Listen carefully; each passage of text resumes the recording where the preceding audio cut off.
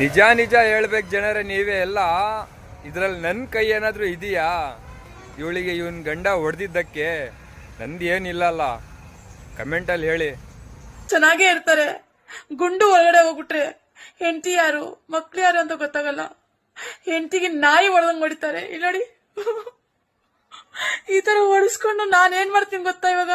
ಗೊತ್ತು ಬಿಡು ರೇಷ್ಮಾ, ಈಗ ನೀನ್ ಎಲ್ಲಿ ಹೋಗ್ತೀಯಾ ಗಂಡನಿಗೆ ಬಿಟ್ಟಿ ಅಂತ ಇಡೀ ಕರ್ನಾಟಕ ಜನಗೆ ಗೊತ್ತು. ಕಟಪ್ಪ ಹತ್ರ ಹೋಗ್ತೀಯ ಅಂತ ಅಲ್ಲ. ನೋಡ್ ಆಗ್ಲೇ ಹೋಗ್ಬಿಟ್ಟೆ ನೀನು. ನವೀನ್, ಹೇಳು ರೇಷ್ಮಾ. ನನ್ಗೆ ಹೊಸ ಸೀರೆ ಕೊಡ್ಸಿ. ಹೋಗ್ ತಿಂಗಳು ತಾನೇ ಕೊಡಿಸ್ದೆ ನಾನು. ಹೌದಾ? ಅದಕ್ಕೆ ಹೇಳೋದು ಕಟಪ್ಪ ಹತ್ರ ಹೋಗೋದು ಕಮ್ಮಿ ಮಾಡು ಅಂತ. ಏನ್ ದಡಂಗಿವನಿ ರೇಷ್ಮಾ ನೀನು. ಹಲೋ, ಯಾರು? Madam Reshma madam.